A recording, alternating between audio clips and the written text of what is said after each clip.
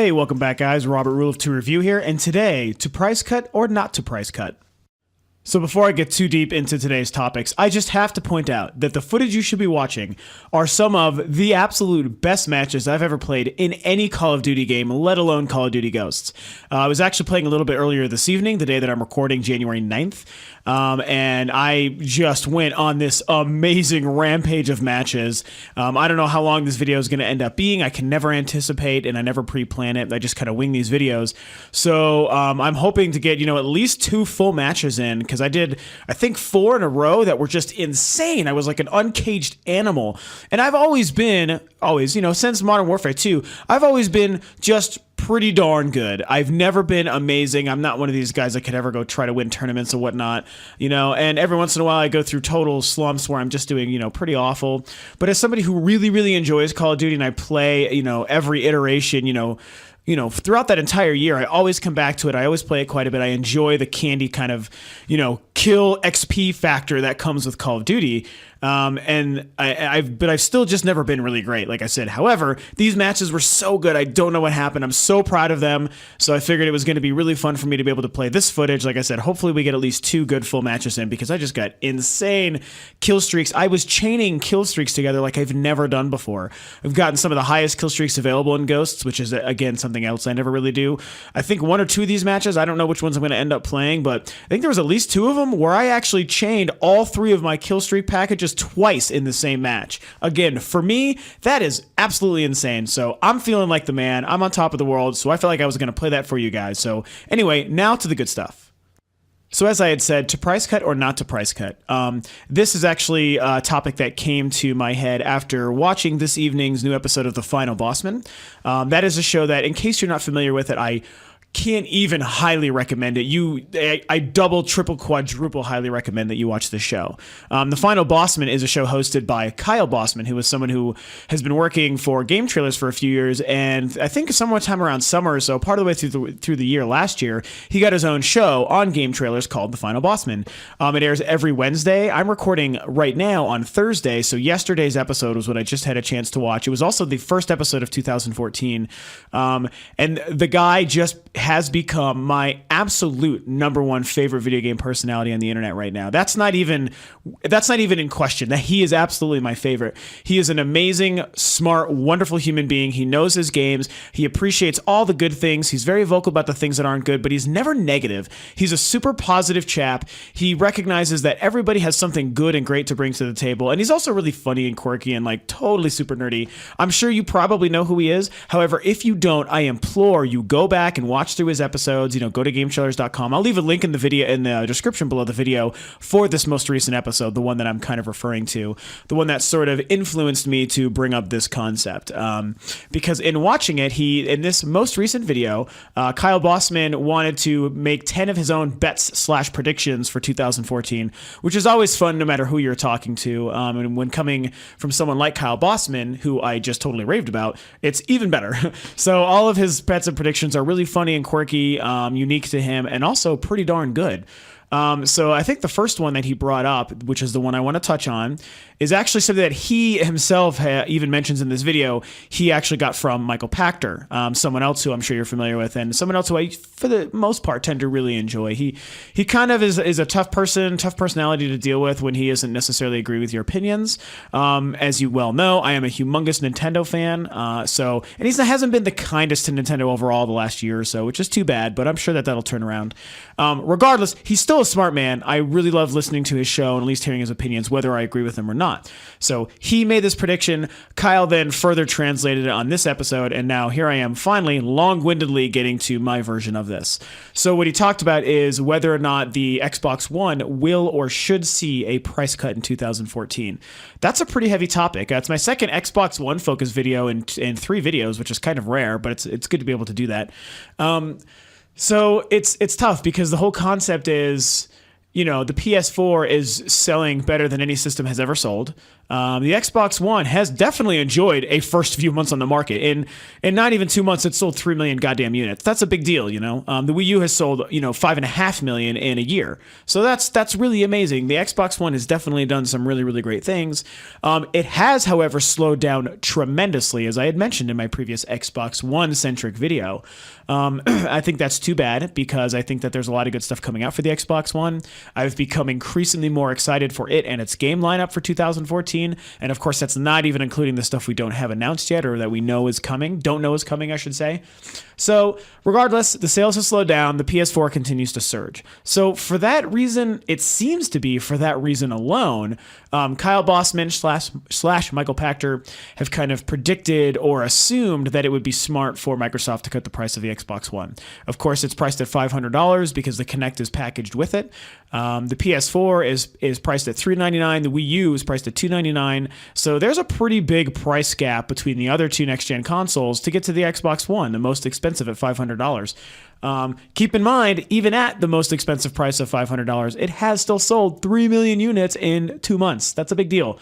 So, congratulations, Microsoft. At the end of the day, they still deserve some credit.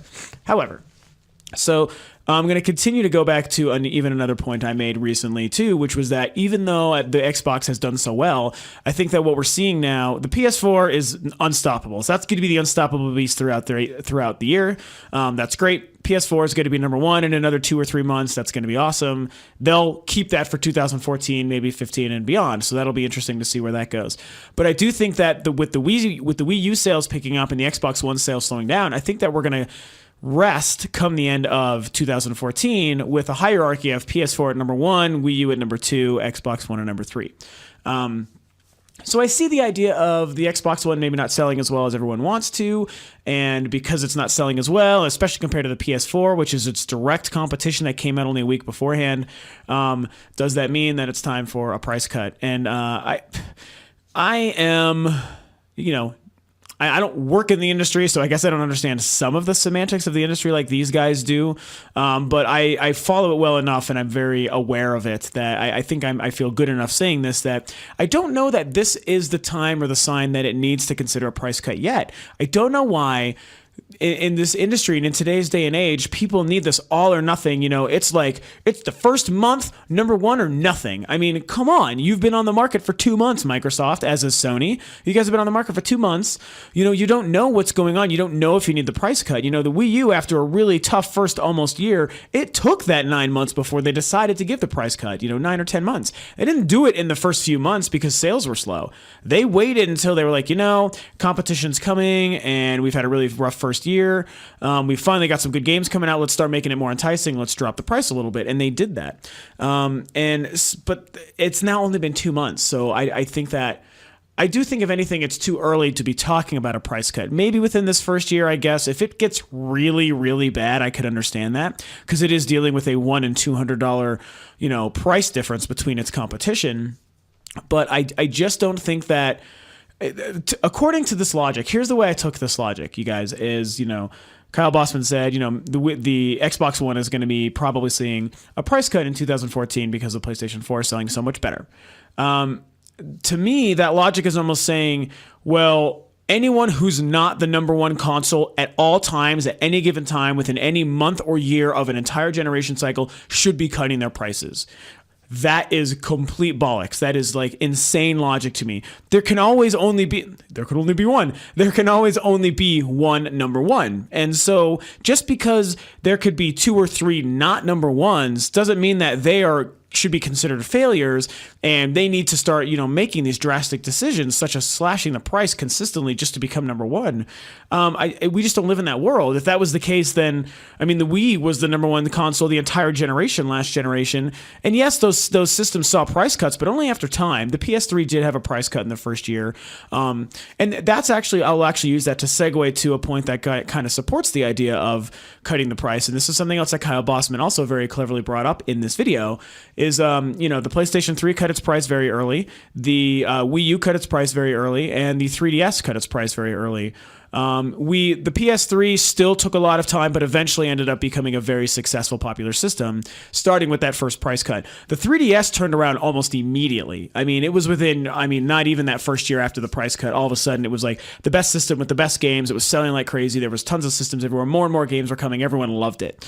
The Wii U has also started to see success. That's so new. That price cut only happened now 4-ish months ago. So it's tough to say what the ultimate legacy of that first price cut is going to be, but the end result still has been much better sales than previous. So we've seen an increase in popularity and success due to price cuts, early price cuts, because of the negative buzz of prices early on. So on the same respect, it would be silly to deny the precedence of price cuts creating a successful plan moving forward once you actually decide to do it. So I guess the real crux of the question is, just because the PS4 is selling better than the Xbox One, should Microsoft cut the price? There's all those different angles. At the end of the day, even though I want to pay as little as possible for anything, and I would like to pay less than $500 for an Xbox One, thinking outside of my own wallet, in my own world, I honestly, I don't feel good saying that I think Microsoft should do it soon or be considering doing it soon. If they're going to be considering it, I say wait till August, September to start looking at it, really see how this year's pans out. Like I said, unless something completely devastating happens and it almost all but stops. If it starts getting slow as what the Wii U is doing in its worst time early last year, then yeah, maybe actually that would be the time considering the competition from the other two systems. But I don't see it I never see it getting that slow. That is complete craziness. So assuming it just slows down to a still fairly acceptable pace, regardless of what the other two systems do, no way, man. I don't think that they need to consider cutting the price yet. That's crazy. I like Microsoft. I'm excited for the Xbox One, and I'd like them to see success without having to do something like giving in and giving a price cut so soon. One super quick last thing that I want to touch on too before I end this video, also relating to Kyle Bossman's video, which is why I definitely recommend, I assume after you would listen to this, if you haven't seen it, that you go and watch it. He brought up a cool concept that I kind of wanted to just touch on for a quick second, which was that in the very, very beginning of the video, he makes a great point about how this time last year, we didn't know what the PS4 and the Xbox One were going to be. We were getting, rigmarole from, I think, Shuhei Yoshida from Sony that they didn't want to play their hand before Microsoft did. And of course, that ended up not being true anyway. We didn't know about great games like Titanfall, X, The Order 1866, Sunset Overdrive, myriad other games that I just can't. He just was listing off all these games, all these things we weren't familiar with, and it was really just to make the great point that like Legend of Zelda, stuff like that. It really made a great point that early in the year, that's why it's exciting. Like for me, I love the beginning of the year for many reasons, not even just gaming related, just in general. But gaming related reasons are also very important. And it was just so true, that early in the year, it's all about what could be ahead. At this time, even though it's 6 months away, we're probably all still kind of thinking about E3. We've heard really exciting things about what are supposed to be there. We know Zelda is going to be shown. We know we're going to finally see the first next steps for the Xbox One and the PS4. Like what kind of cool things are going to be there? Is the Oculus Rift going to make a big splash? Sony has some virtual reality headset that they're going to be probably unveiling soon or talking about more, which by the way, I'm actually going to make a video on that pretty soon because I'm really excited to dive into that a little bit deeper. The Steam machines, obviously a huge thing going on in gaming right now, as one of my most recent videos was about that. So it'll be really interesting to see throughout this year because you never really do know so early what's going to happen, Is Valve really going to make these Steam machines make sense? And are they going to make a huge impact on the living room gaming space throughout this year?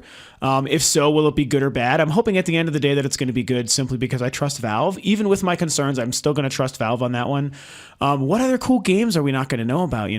I'm, again, a huge Nintendo fan, so I'd love to find out something about a Metroid. Like, oh my God, if 2014 is the year that brings us a brand new HD Metroid for the Wii U, using that gamepad, which would just be so good for that series. Oh my God, like bring it, bring back Star Fox or F-Zero, these Nintendo franchises we've really, really been wanting. something. Show us that a God of War is coming out for the PlayStation 4, a graphical showcase for all the the two previous PlayStation systems that those games were coming out on. Now show us what your brand new next generation PlayStation 4 can do. Show us a kick-ass God of War. I'm not done with Kratos. Don't be afraid to bring Kratos back. I don't care what anyone says. I want more of him.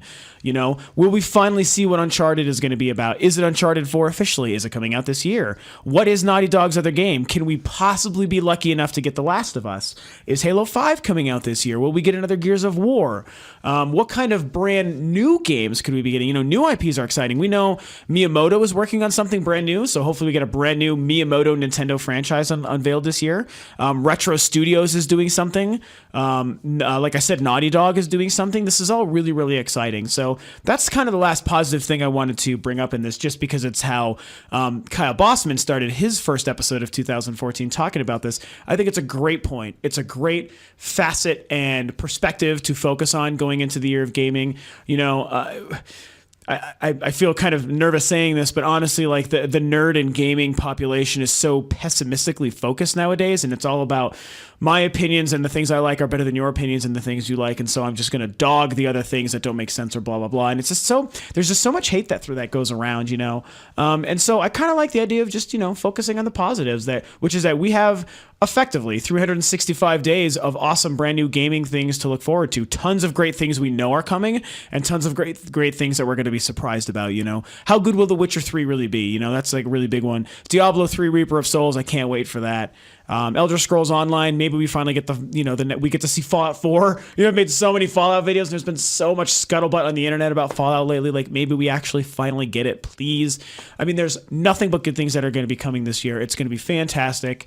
So that's the last thing I wanted to talk about, so I could maybe instill that kind of optimistic view of the next upcoming year onto you, my good fellow gamers and my good listeners and viewers and subscribers.